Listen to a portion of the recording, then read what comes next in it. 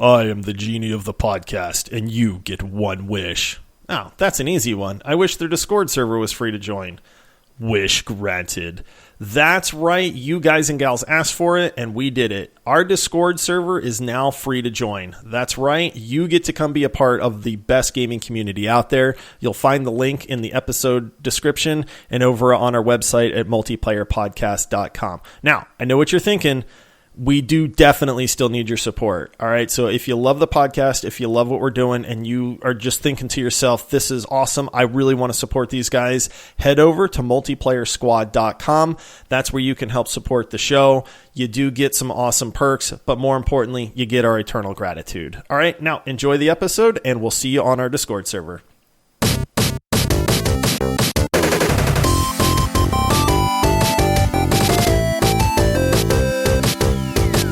Hey everyone, and thank you for listening to the Multiplayer Gaming Podcast.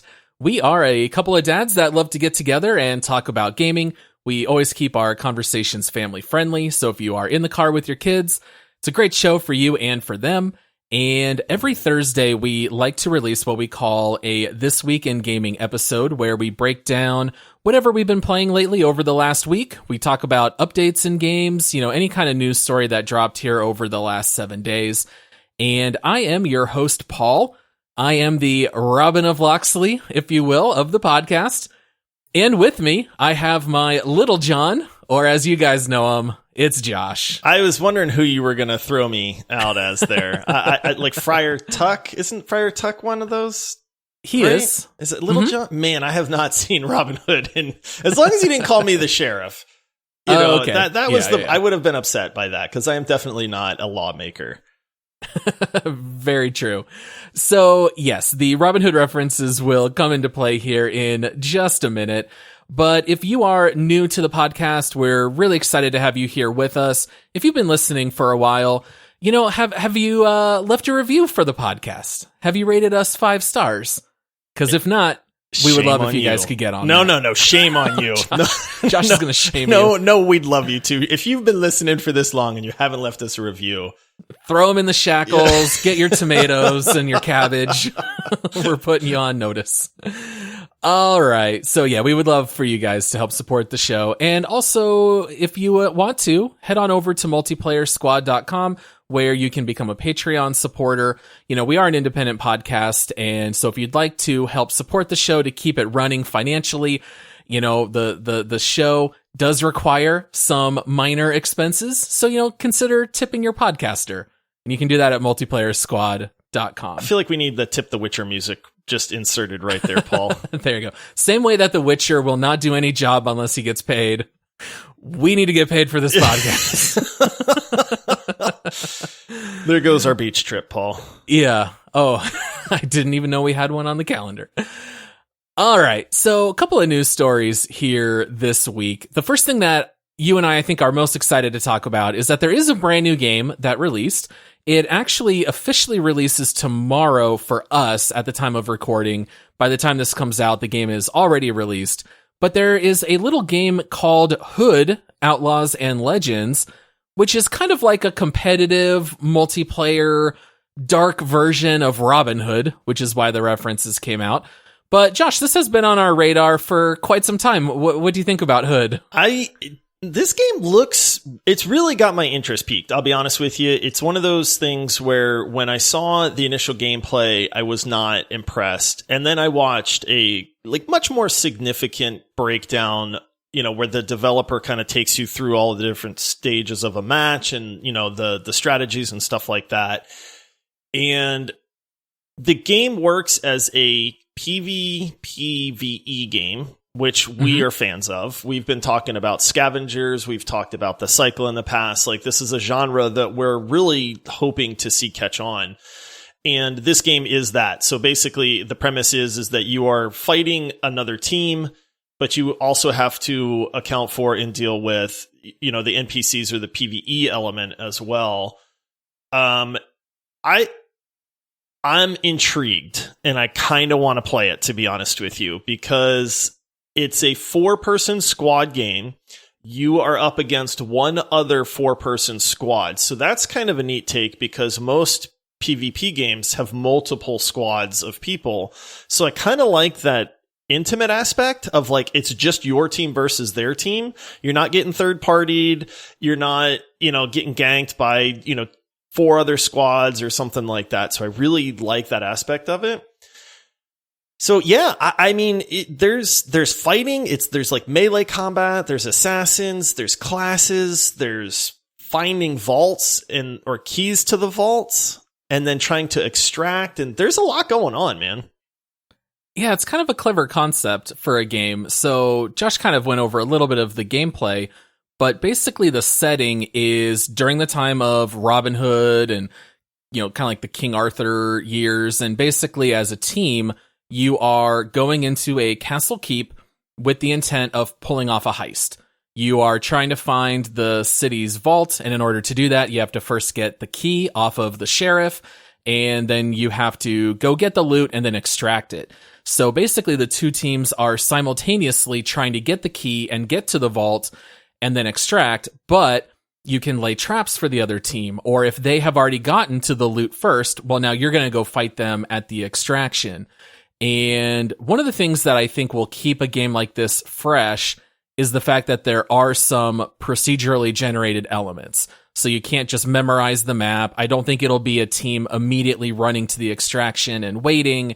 It's actually procedurally generated, so you don't know where it'll all be, but you have to do a little bit of PvP while also focusing on the PvE, which is really a sweet spot that we love. And the game's $30. So it's a little bit cheaper than a major release. Yeah, which I like a lot. I mean, especially if you're going to try to get like 4 friends into this to have a full squad, it not being $60 is really nice. Part of what I saw that I thought was cool too is, you have to like loot this key off of the sheriff, but the sheriff is this like hulking behemoth of a knight in this one. He's a big dude. Yeah, and it's like you have a few ways that you can try to get the key off of him. You can use your assassin which can go invisible, which is a cool skill, to try to like pickpocket the key off of the sheriff, I guess. You can straight up just try to like beat him down and take it off of his corpse. But it seems like there's a lot of different ways that you can approach these levels. They showed you like breaking into the vault and trying to loot everything, and you have to avoid guards and stuff like that. But the whole time that the enemy team is working against you as well. Like I said, I'm kind of anxious to play this. I had kind of mixed feelings at first because it looked really cool. And then I went, if they don't get the balance right in this game, it's going to be a disaster, right? Like, that's the biggest worry. Yeah, that's honestly it, because the gameplay looks cool. The characters look neat. There's individual skills. You can level them up and unlock new skills and stuff like that. So I love like the progression tree that they've kind of demoed a little bit. But if this game turns into one squad is just going to sit at the extraction point and try to gank you as soon as you do all of the work to loot the key, break into the vault and all that, this game's going to suck, because it's just going to be a lot of like sitting around for one team and another team doing all of the work and then just getting jumped on. I would like to think that they've built in ways around that. And if they have, then I'm in, man, because this game looks great. Yeah, I would kind of describe it as almost like a Left 4 Dead kind of game, except you just have two teams that can fight each other while doing the objective. And the other thing that's kind of neat is that all of the combat is with bows and crossbows and a flail. These are all like the medieval type weapons. And maybe all of these years of us getting into bow fights in Rust, maybe it'll serve us well. Maybe we'll have a leg up on some people because there's no guns. This is not hit scan. You're going to have to be able to shoot bows and crossbows. Yeah, and the different classes thing, I've said it a few times, but you have like your big tank guy that's got a giant warhammer. You've got your assassin that can go invisible and sneak up on people. You've got, I think they call it a ranger. I forget that, but you've got your archer class. The sniper. You've got your like cleric. I forget what they called it, but they called it a mystic. A mystic, and yeah, they're running around with a flail, which the flail looks gnarly, while healing your teammates. Yeah. And so everybody's got skills. They've got like, if you have to actually work as a team and your abilities complement each other to where, I can find the class that I like and you can find the class that you like and we can mesh really well, I think that's going to raise it up a lot as far as the fun factor goes. Cause that's really cool to find the class that you like, find the niche in the group that you fit well. Maybe you like this class, but you're not good at it, but you're way better at this other class. And it's like, I like that dynamic, especially since it's a 4-player squad. Yeah, being able to tinker and switch back and forth will be great. The one thing that does worry me is that when you play a game like this, if one person goes AFK or if they disconnect, then you're kind of at a huge disadvantage, especially when it's a little more competitive like this. So I think it'll lend itself really well to pre-made groups with matchmaking. That could be a little bit of a frustration over time. We'll have to wait and see. But I have good news for everyone out there. We have a free Discord. So if you want to find squads, you can join our Discord. The link's in the podcast description, and you can find a group and play with. And so I think that'll really be key. I think if you have a good core group of people, I think the game will be a blast. I love that it's $30. I know you and I are going to buy it and check it out. We will cover it on the podcast at some point. We're trying to tinker with the order. So I love how the one time I actually did announce on our Discord, I said we are definitely doing I know. I said we're doing Resident Evil Village, and then we are doing Satisfactory, and now we're already like, maybe let's squeeze Hood, Outlaws, and Legends in here first, and let's push back Satisfactory. I'm kind of leaning that way, although Satisfactory is a great game. Like, Hood is new. It looks exciting. If it's not, then it's like, ooh, can we trash it for an hour and talk about how bad that it is? Like, I don't know, but I kind of leaning towards that. Like, I love squad-based games. So yeah, we'll see. I know we had some people that were like, finally a Satisfactory episode. And it's like, well, it might get pushed back just a week, or 2 weeks in this case, because for the deep dive episodes, those are every other week. Yeah, the last thing I'll say is my last hesitation. I love stealth games and I love squad-based games. I don't know that I'm going to love squad-based stealth because a lot of this game is stealth. If you get the wrong people who just want to troll your group, it might be for a rough match. So I'm going to reserve judgment, but I have very high expectations. Yeah, I need to watch some more gameplay. I know they're streaming it on Twitch and stuff like that. So I did see a 30-second snippet while I was perusing some other stuff. And I did see where they had gotten into a fight. And if you die, you can respawn, which is nice. Yeah, And so that lends itself to me thinking that fighting in this game is going to be much more of like a drawn out, longer affair kind of thing, which is good in my opinion. I don't think it would lend itself well to like you die and then you're out for the match kind of thing. So yeah, we'll definitely check it out. I hope it's as good as it looks. Yeah, I feel exactly the same way. All right. Second news story of the week is that the Nintendo Switch, which is Josh's favorite console, it has passed 84 million sales. The Switch is still rolling forward. If you guys haven't listened to our last bonus round episode, we did a tournament on best console. Josh basically lost his mind when Todd and I picked the Switch over the PS4. But the Nintendo Switch, I'm enormously still losing popular. my mind over that one.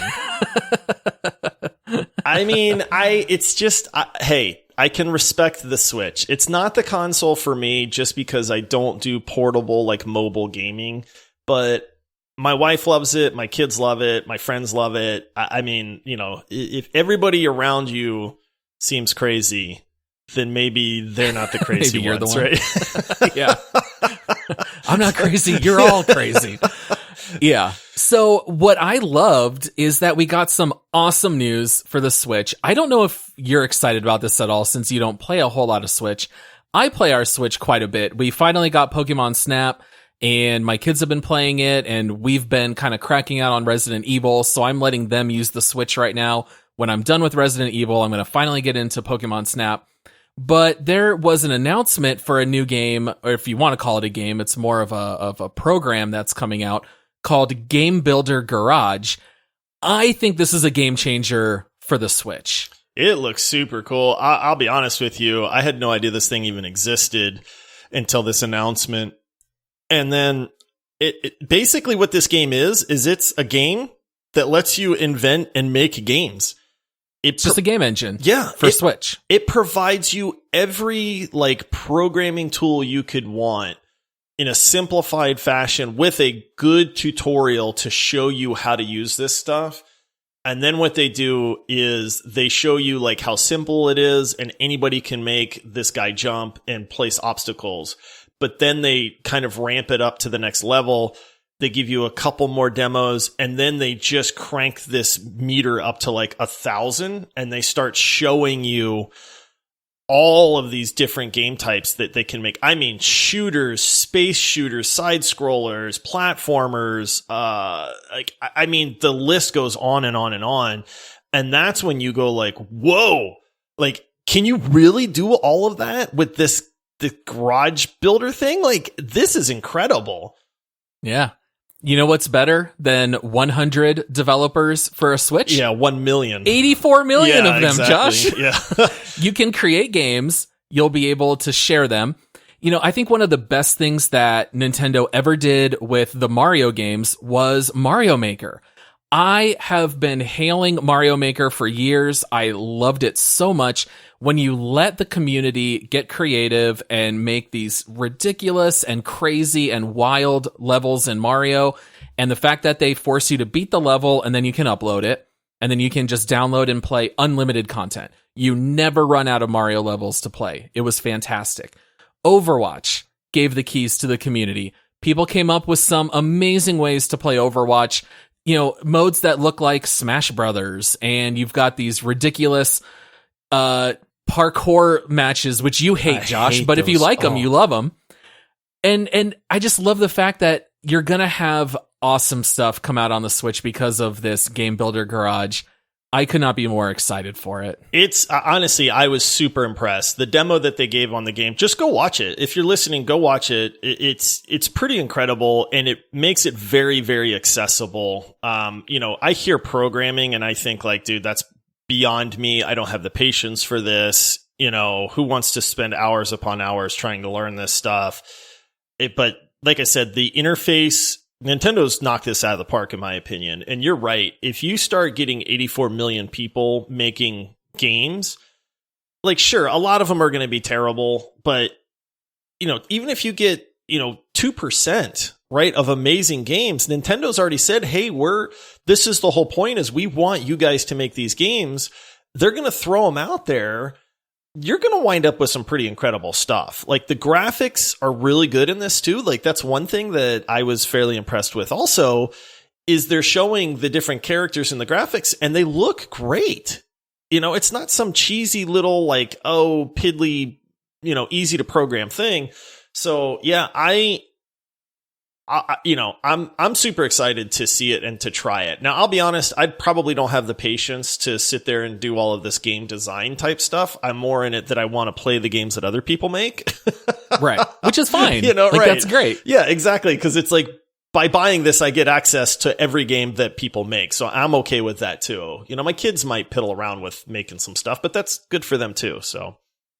Yeah, one of my sons is really into programming, and he does a ton of stuff through Unreal.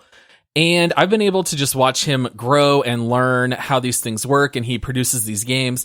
Anytime he gets allowance, he immediately just asks me to go buy some bundle of textures or modules that he can use in Unreal. And this is exactly the kind of stuff that he loves to do, even at a young age. So I love the fact that it can be educational, it can be fun, it's unlimited content for us. It's almost like lazy developing for them. They're kind of like, well, here are the tools, you do the developing for us. But I think everyone's happier in the end. I really do think this is a really great tool. I can't wait to just fast forward a year or two and see what comes out on it. It's very exciting. Yeah. And this comes out, I think they said it's either June or July, so it's not far away either. Yeah, so at least we don't have to wait forever, dude, Cyberpunk or some of these other games. Thank you, Nintendo. Everybody should do this. I've said it before. If you're going to release a game, announce it a month or two at most before it's ready to release. Stop with the 6 month to year long hype stuff, man. I love the fact that it's like, hey, we just learned about this today, and this game's going to be available in like a month or two at most. Yeah, absolutely. It's the best way to do it. It's one of the happiest surprises, and you get to get the immediate excitement, and then everyone just goes and gets to buy it. And you don't have to suffer through the delays, which we've had so many during the COVID pandemic. And, you know, the fact you don't even have to wait very long is pretty great. Yeah, and this really shows how far programming's come. Like, I took programming classes in high school, and it was all C++ and stuff in QBasic, where you're just typing text. This is pretty simple. You know, you get blocks, and you connect them, and you just change the options. And I think it'll be very accessible. It sounds maybe like a lot to a lot of people, but even when you just watch the tutorial that they take you through, they really ramp it up at a nice clip where you learn how it functions before they unlock everything. And for a lot of people who already program, I think it'll be very natural. They'll be able to step right in. Yeah. Get creative. Yeah. All right. Well, at this point, we're going to take a quick break and hear from one of our sponsors. This episode of the Multiplayer Gaming Podcast is brought to you by the Blizzard Gear Store by Fanatics. If you're a long-term listener of the show, you know how much we love Blizzard games here. We even have Overwatch as our number one game on our leaderboard. And I've got great news for you guys out there.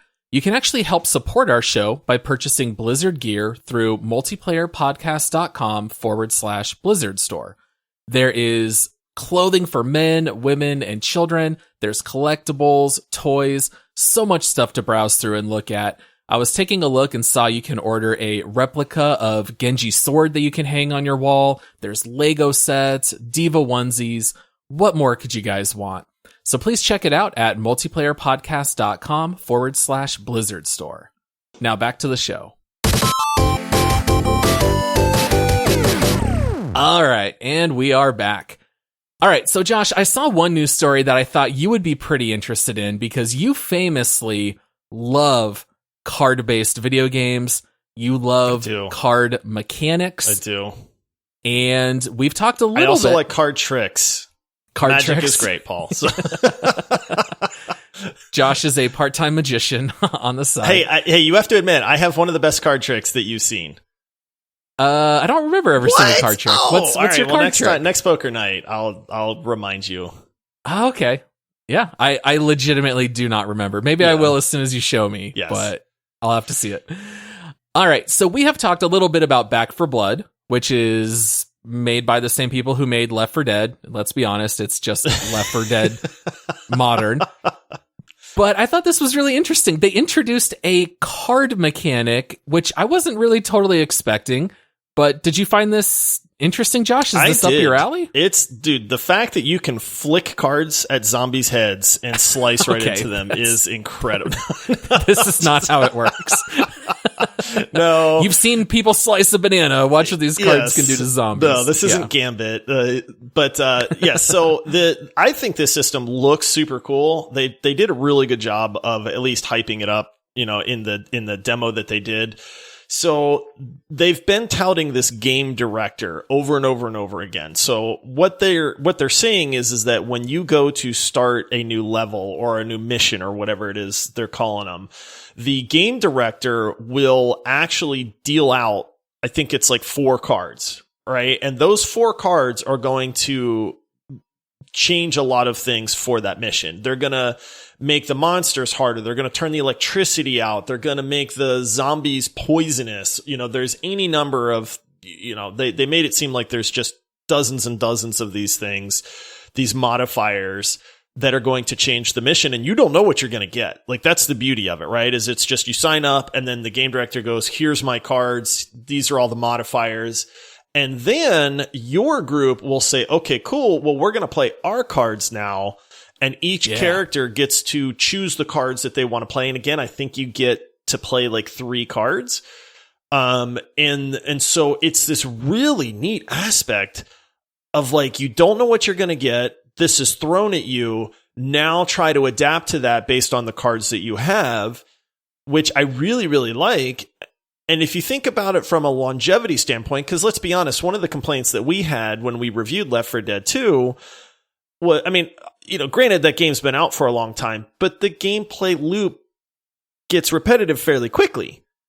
Right? And so in this case, I think they're adding a very neat layer of progression to where you will earn more cards as you play that are going to allow you to have cool things that you can do for your own character, interact with your group and stuff like that. I thought it was super cool.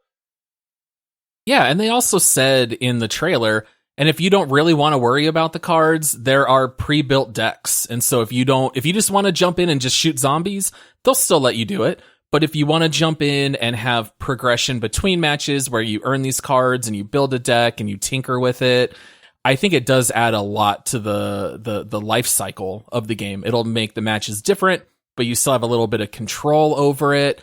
And I thought that was kind of neat. So it's not just the AI playing these cards, you get to play them in response. So they had shown some examples, like maybe if you kill an enemy with fire, then it replenishes some of your ammo. And so it'll kind of change how you play that match.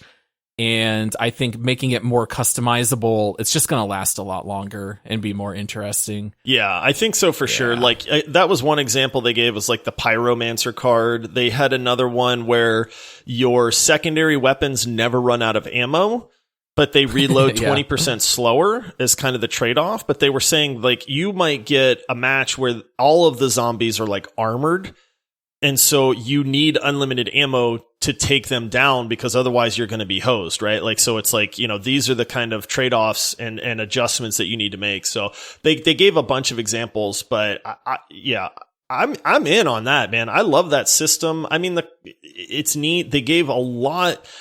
They kind of showed a screen with it like fading out with the cards, and it looked like there was just a lot of them. So, you know, it doesn't really do a lot of good if there's like 8 to 12 cards and you're kind of like, this is kind of lame. But if you have hundreds of options, I think that's a great way to keep the gameplay fresh and add progression to a game that by nature tends to be a little bit repetitive. Yeah, absolutely. All right. And then we have another news story here that I thought was a little perplexing. I'm not entirely sure what your thoughts are on this, Josh. We haven't really talked about it yet.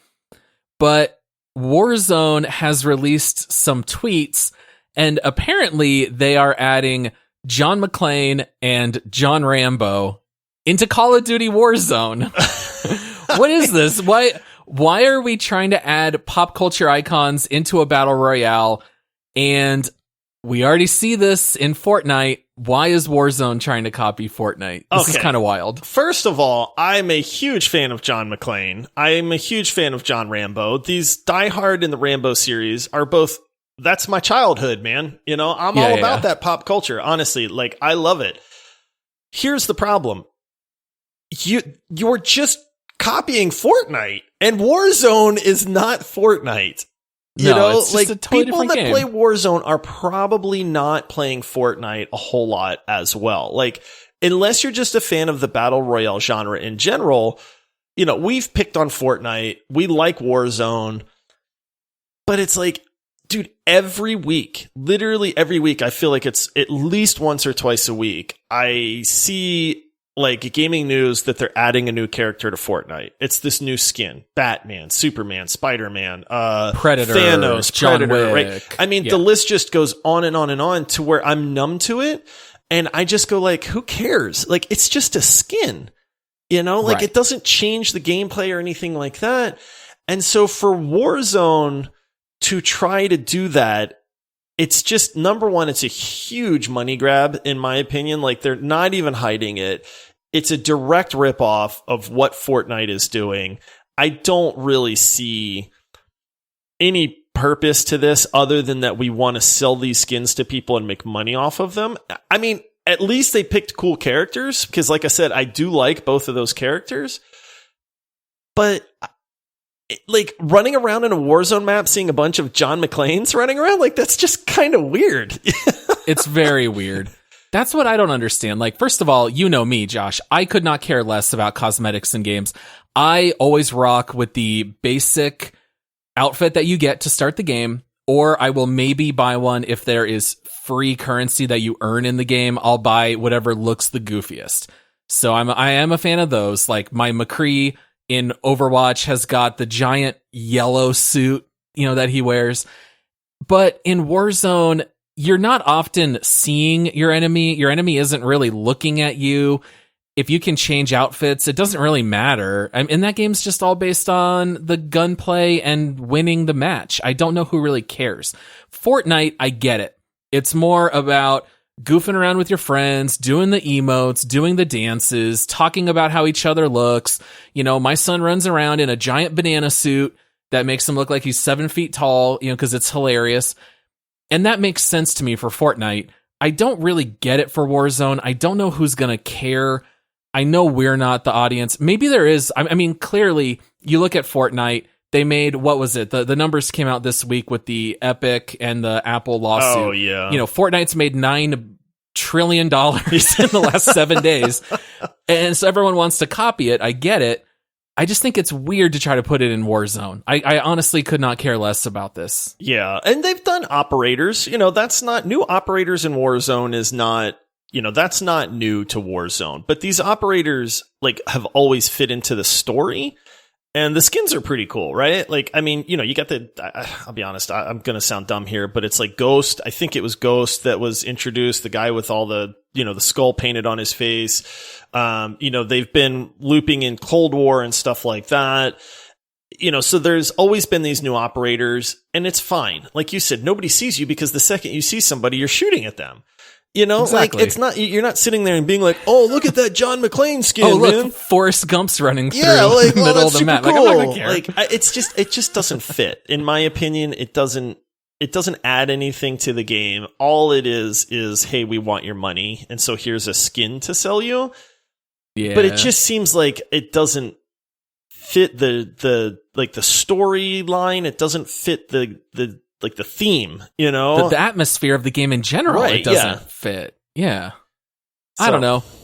I mean, if you want the John McClane skin or the John Rambo skin, like I said, power to you. It's just for us, we've never been really into cosmetics anyway, and it's just an odd thing for them to try to do. It seems very transparent to me.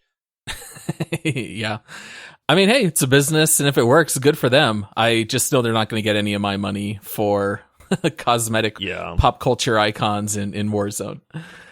All right, well, that is it. We are out of time here for today, so that's all we have for this week in gaming. Just as a reminder, you know, come join our Discord for free. Come hang out with me and Josh. You can talk to other people who love the show. Come find groups for games. You know, take a look there. And also, if you want to help support the show, you can do that at multiplayersquad.com. We will be back with our next full hour episode on Monday, where we will be covering Resident Evil Village. We will be deep diving that, giving all of our thoughts about it. And then apparently after that, I think we're going to do Hood, Outlaws and Legends, and then at some point Satisfactory. So if you'd like to play the games before we cover them, maybe you can give those a glance over in the meantime, and then we'll see you guys again on Monday.